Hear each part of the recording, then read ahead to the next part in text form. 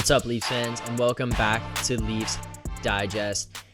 We've had ourselves a little while to, relive the moment of Game 7. I'm sure a lot of people after it happened, they kind of just wanted to put it out of their minds and completely forget that it happened. I know that was what I wanted to do. Basically, as soon as the game was over, Josh and I hopped on to record, break down the game, and the second that we had that video uploaded, I was done thinking about Game 7. I was done thinking about the Leafs, their poor playoff performances thus far, what they've done in the 5 years that Matthews, Marner, Nylander have been here, what they've done since John Tavares has joined this team.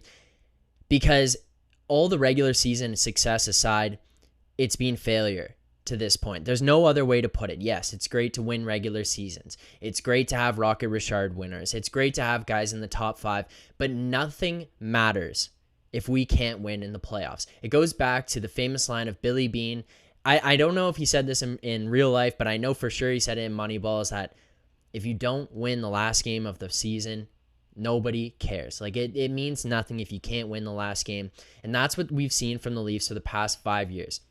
Sure, the first two were some little moral things and some learning curves and some learning developments. We saw this team go from young guys, rookies, first years in the league to making the playoffs. Matthews having a 40-goal season in his rookie year, and we thought, wow, this is awesome. I can't believe we get to see this. But they make the playoffs in a year we weren't necessarily expected to make them. Play Washington in the first round, losing 6, and we say, hey, that was a great team that we played on the other end, but didn't work out.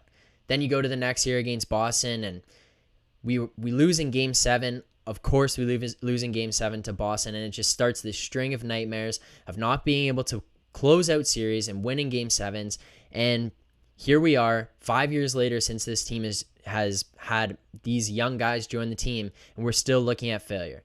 But that being said, over the last week, since our last video went up, this channel has hit 100 subscribers. I think now we're at 120, so thank you guys for the support. It's a small victory along the way for us, at least. I know Josh and I are both really excited about the growth of this channel, the support you guys are giving us, and we could not be more happy, excited, and thankful for the support you guys have given along the way.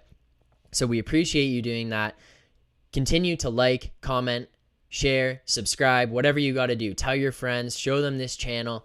We appreciate all of it. It's been nothing but the Leafs Digest part of it has been nothing but fun. I mean, watching this team aside, watching the playoff failure that we just experienced, that stuff not as fun, but the Leafs Digest side of things has been fun. Our last video is our most viewed video yet, our Game 7 reaction. I don't want to get into too much reaction of Game 7 again. I think we got that all the way out of the way right after the game, and no one really wants to relive that. But if you're an absolute sicko and you do want to, head on over to our channel, watch our last video that we have up there breaking down Game 7. It's at like 2.2 thousand views at this point. So we really appreciate you guys going and engaging with that. There's a lot of people in there just upset with the team. No surprise, we are as well. But then there's Habs fans jumping in on there. There's guys from San Jose joining in on the conversation about how they've been experiencing failure all the way along. So we feel that shame, sadness, whatever it is that you're going through, because we're feeling it too here as Leafs fans. But what I really wanted to hop on here to do is break down the end of season press conferences, specifically from Kyle Dubas and Brendan Shanahan, because I mean, we can go through John Tavares. He didn't even really play, but he still came out and spoke at the end of the season. Marner, who's obviously going to come out and give his cliches and say he feels sad and he let the team down, let the fans down, whatever it's going to be, blah, blah, blah. Austin Matthews comes out, they didn't perform, etc., etc. If you want to watch those, you want to hear what they had to say, I'm sure you can go over to YouTube and see what else they have to say. But those ones, you know, you're not really getting much content out of. You're not getting the reactions you kind of hope for, the hard-hitting questions. They just told us basically what we thought they were going to say. They let us down. They didn't perform. They don't know what went wrong. They want to come back next year, blah, blah, blah. The big guys that we really were looking forward to hearing from, because there's big questions to be asked here, and there's big answers that we need as fans, we need as a fan base, and we need as people who want to see this team continue to have some success in the playoffs, continue to have success in the regular season. What is this team going to do going forward? And that's what Kyle Dubas and Brendan Shanahan have done in their post-season press conferences. So that's what we're going to be breaking down here today. So, first things first, Brendan Shanahan immediately came out and addressed the fans. Says he understands the disappointment. He wanted to be a beacon of happiness for the fan base, for the city of Toronto, for Ontario, whatever it may be. They didn't do that. There's no other way to put it other than they fell short of what they wanted to do and what we wanted them to do. This wasn't a season of let's hope they can go as far as they can. This was a season of the North, the way this playoffs was set up, the way this season was set up, we were given the best opportunity we've had in 17 years, essentially, of not winning playoff rounds to not only win a playoff round, but to potentially make it to semifinals and or the Stanley Cup finals if we got that far.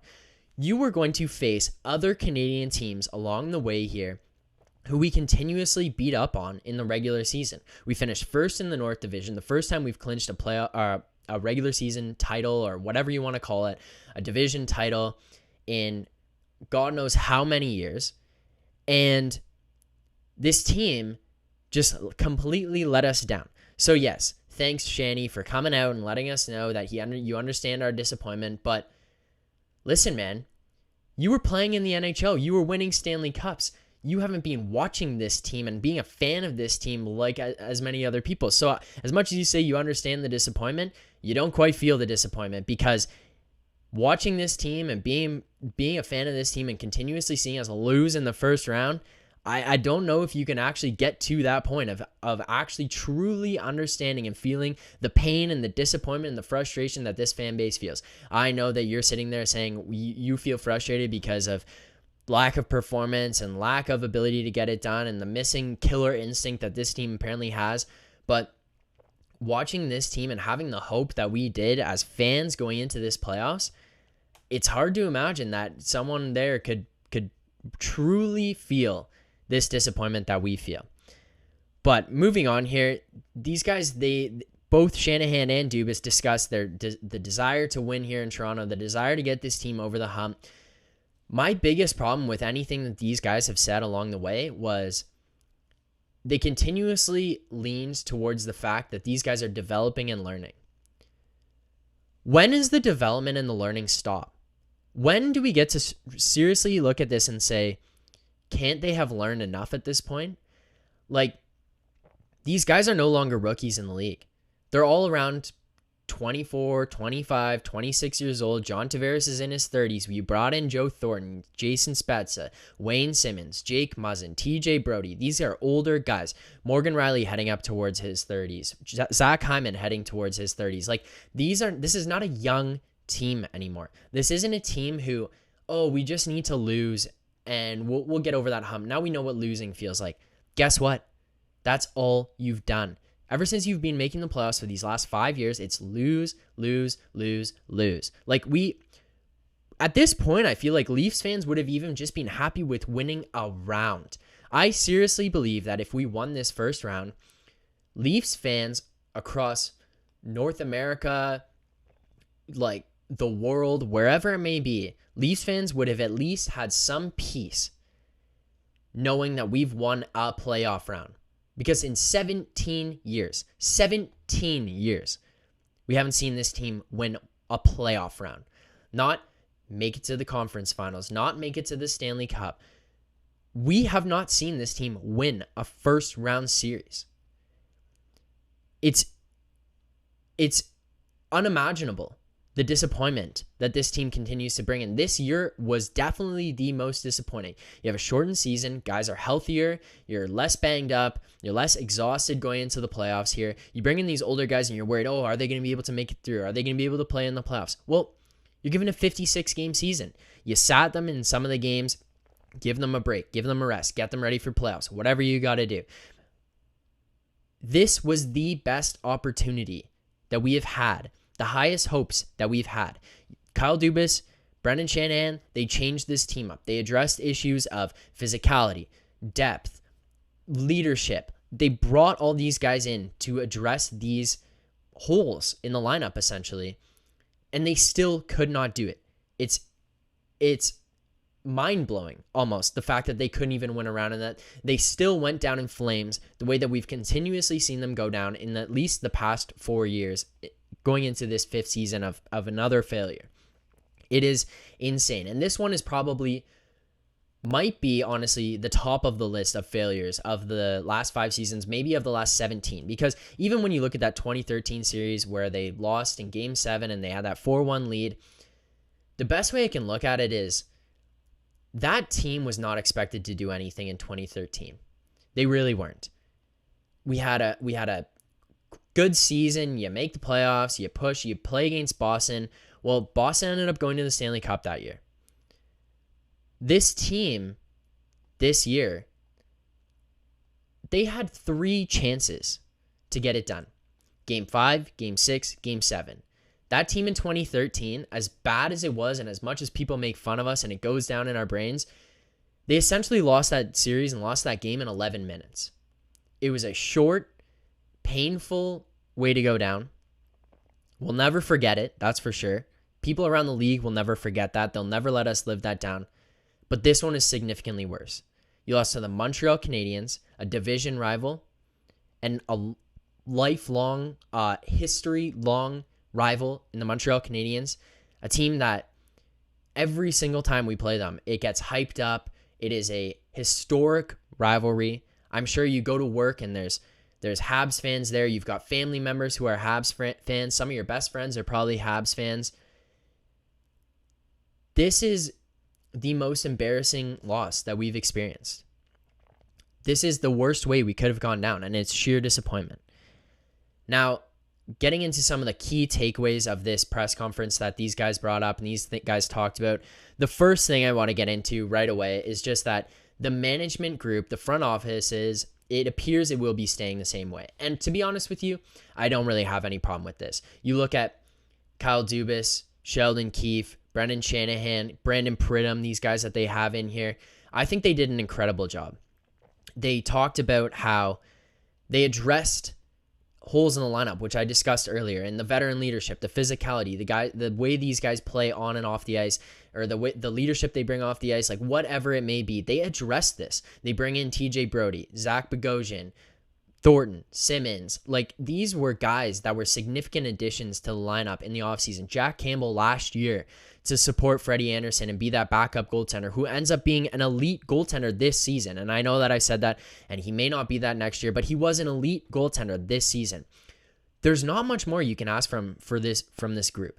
We saw creativity and flexibility from Sheldon Keefe. We saw a willingness to make big moves and go out and get Nick Foligno at the trade deadline and Riley Nash, and even just add that goaltending depth and address even all the holes late in the season at the trade deadline from Kyle Dubas.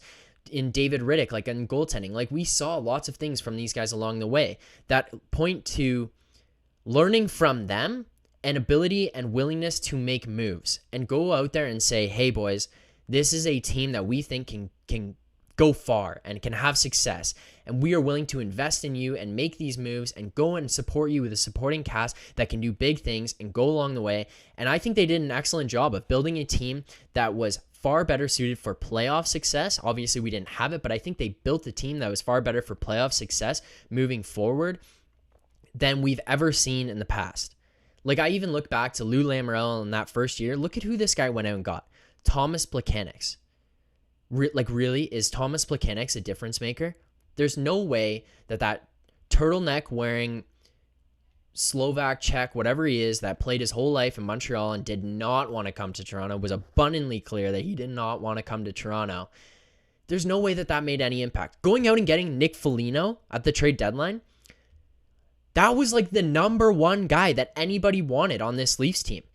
Yes, you can look at Taylor Hall and say, well, why didn't they go get Taylor Hall? Well, come on. Is that really realistic? $8 million player who was not playing that well and basically is just another guy of what we had. Like a scoring, offensively talented forward.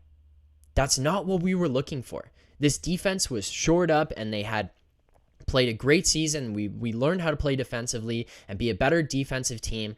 And then you go out and you add Ben Hutton just to add a little bit of depth to this team and just say, hey, there's another option there. That's not what we were looking for. We even went and got it just in case. Like, just in case they went and did this. And it was a great move, I thought. But then you bring in Nick Foligno, and it was like, wow. Like, they did it. Yes, sure, the price may be high. But in all honesty, when you're going to win the cup, and you're going all in, those are small prices to pay along the way. I'm sure in hindsight, it's easy to look at and say, wow, that was a lot to give up. And now we don't have a first-round pick, and we lost in the first round. This team was not expected to win the first round. I don't know what else you can possibly want the manager and the front office group to do here, because did you not want them to go and win a cup? Like, these are the moves that they needed to be made in order to do it. Yes, it didn't pan out, but it's easy to say in hindsight, oh, well, you shouldn't have made that move. Nick Foligno got hurt and it didn't work out and we lost in the first round. There's no faulting this management group here, really. I think that they did a great job, and I'm happy to see them come back. Even if we just run it back with this front office group one more year, doesn't work out, then we can look at it again next year and say, okay, now what do we do? But for now, I'm happy to see this front office group, Dubas, Keefe, Shanahan, the rest of the coaching staff all come back, whatever they're going to do, maybe even minor adjustments along the way, but no big changes. I'm happy to see them come back. Now, the next thing that I thought was, it wasn't explicitly said, but I think it was kind of obvious that along the way was they addressed free agents, but one of the big ones that came up was Freddy Andersen. And I think Freddy Andersen, after what we heard, is all but gone. Shanahan didn't really touch on it too much, but it was more apparent when they talked to Dubas. And they asked about, there was a question specifically about Andersen, Bogosian, Galchenyuk. And when it came to talking to Freddy Andersen, he kind of just mostly talked about how good Campbell was and how supportive Campbell was as a backup goaltender, and then his ability to take over this year. And then he even touched on the goaltending depth that we have in this system. Like, you look at Ian Scott, Joseph Woll, even as if you really want to look at Michael Hutchison and say, oh, well, we have that guy here. Like, we do. Sure, I don't want to see him in net for the Leafs at any point in the near future, but he's there. Maybe you can bring back David Riddick, but one of the big problems with Freddy Andersen here is that we are in a tight cap scenario. And both guys touched on the fact that prior to the COVID shutdown, it was expected that the cap was supposed to go up 4 to 6% for this 2020-2021 season. That's a big increase in the cap. I mean, you're looking at maybe $1 million, $2 million along the way here, but when you look at that actually how it significantly impacts the roster, it is a big amount of money to free up, and it lessens the impact of those big contracts from the top four for space moving forward. And then again, going into the 2021-2022 season, it was expected to go up again. Well, now those things don't happen. Freddy Andersen, a $5 million a year goaltender, who's probably going to be looking for a pay increase going forward. I just don't see the fit coming into Toronto here. And then when Dubas goes out of his way to talk about the depth of the goaltending in the Leaf system and how well Jack Campbell played and how much they like having Jack Campbell here, I really don't see a scenario where Freddy Andersen can come back. And I think it was kind of made pretty clear, especially when you consider how much he talked about how he wants the other guys to come back, and he didn't really go out of his way to say Freddy was, or they were willing to have Freddy come back, and they just kept saying that it was something they needed to look at. I really do think this is the end of Freddy Andersen as a Toronto Maple Leaf. Now, something I just briefly touched on, which I think is a huge topic at this point in time, and it's something that people have been going nuts about in comment sections on Twitter, Reddit, wherever it may be. The core four is staying. Brendan Shanahan and Kyle Dubas continuously backed this core four. They kept talking about their desire to win here in Toronto, how much they believe in them as people, as players. And one of the big things that I heard, it was Shanahan say, is that any team would love to have these guys, but they want them here. I think that is a huge statement in terms of what they want to do with this core four. Austin Matthews, Mitch Marner, William Nylander, John Tavares. I don't see them going anywhere based on what these guys have said. Maybe would I like to see one of them go? I'm sure you guys know who that would be. Probably. And that will be coming up in upcoming videos. We'll discuss trade possibilities. If any of these guys could actually move despite being said, what was said by Dubas and Shanahan, maybe some trade possibilities out there, what other teams might be looking for. But based on what Shanahan and Dubas have said, they really believe in these four guys and they don't want to see them go anywhere. Now, the big thing that I see coming here, and this isn't anything that they have talked about, but this is my own personal takeaway moving forward, is that this is time for the Messiah moment. Now, If you're a fan of the Raptors, you're a fan of the NBA, I'm sure you're very, very familiar with Masai Ujiri and what he did moving DeMar DeRozan for Kawhi Leonard and having it pay off for the ultimate victory in the NBA championship. In the moment, people hated it. There was a lot of people who hated it. Probably guys on the team hated it. I'm sure Kyle Lowry hated the fact that his best friend in DeMar DeRozan was gone. Fans hated the fact that a fan favorite in DeMar DeRozan was gone. But it paid off. The Toronto Raptors won an NBA championship, and there's nothing more you can ask for than having that title.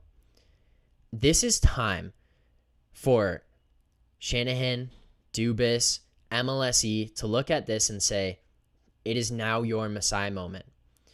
Put the cards on the table and go all in. We need a victory here. We need playoff success. We need first round wins, second round wins. You need to go to the Stanley Cup. You need to go to the conference finals. We need to see this team have some sort of playoff success because, yeah, regular season success is great. Having a Rocket Richard winner is great. Sells tickets, sells jerseys, whatever the case may be. But it's not the ultimate prize. The Stanley Cup is the ultimate prize. And at this point, that is what we're looking for from this team. That is what we're looking for from this front office. And I think it is time for their Messiah moment. Whether it be one of those core four guys going, despite them saying that they don't see them going anywhere. Whether it be a Morgan Riley move with 1 year left on his deal, who is a fan favorite. Honestly, that's the biggest one that I could see moving is a guy with 1 year left on his deal. He is a fan favorite. The guys in the room seem to really, really like him. But he's a UFA in a year. He's going to want a big pay raise. And who knows if that fits back in this organization and how this team puts together. I think it's time that they go out and make an all-in move in this offseason to really catapult this team over the hump. I mean, we look at them talking about how they want guys like Bogosian and Galchenyuk back, Spezza back. Obviously, we all want to see Zach Hyman come back. But if you're going to have those guys come back, you're almost just running it back with the same team. Do we really think that this team built the way that it was, having those guys, the exact same players come back, are going to be able to get over this hump? I think it's time that you go out there and you get a big piece that is an absolute game changer for this team. A player that can push this team over the hump, take them to the next level, and really propel them to have playoff success. Regular season does not matter anymore. You almost have to look at the NBA, how they just don't care about the regular season. Yes, it's great to have regular season success, but you even look at Tampa, who had that incredible season a couple years ago. They go and they get swept by the Columbus Blue Jackets in the first round, and they go out and they just made key moves that really shored up their team and addressed holes and addressed lineup issues moving forward and gave them that chance to win, which they ultimately did and won the Stanley Cup. The regular season doesn't mean anything. It means nothing when it comes to the playoffs. Even more evident this year when we win the North Division, you lose to the Montreal Canadiens in the first round.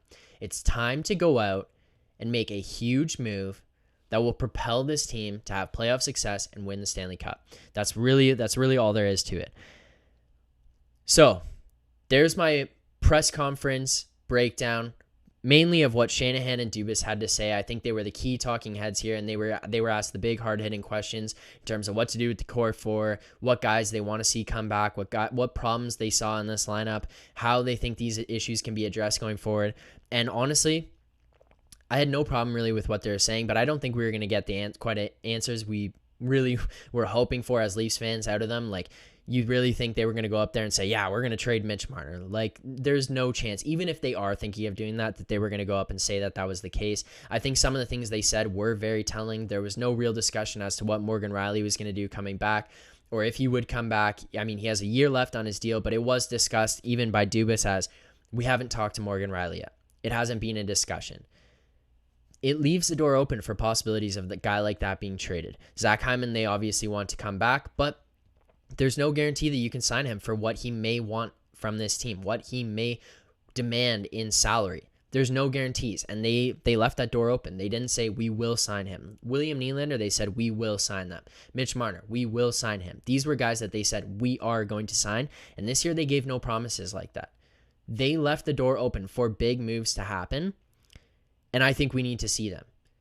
I really think we need to see them if we're going to see anything change going forward, or if we're going to see any success out of this team.